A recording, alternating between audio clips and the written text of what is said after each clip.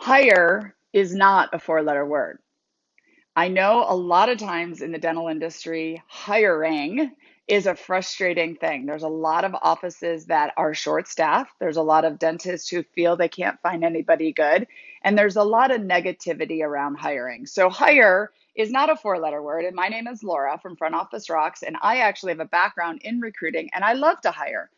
So, what I want to talk to you about today is three A's when it comes to hiring. And I'm going to teach, and I have this available at Front Office Rocks, teaching you how to hire well.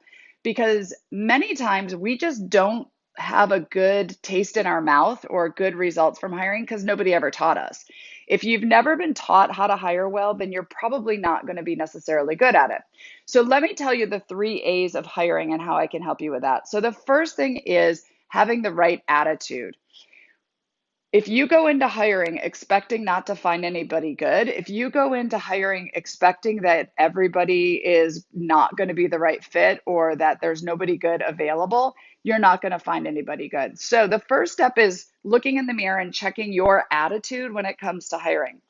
The next step is having the right advertisement. So the second A is advertisement. The idea of a job ad is to attract somebody to come to your practice. And a lot of our ads are written so poorly, so not exciting, and wouldn't attract a rock star employee. So the second step is to look at the right advertising. And then the third A that you want to make sure you're doing is having the right ask. Are you asking the right questions? Are you truly listening to their answers? Many times in interviews, we tend to do more time talking. We tend to spend more time trying to fit a round hole into a, or a round peg into a square hole.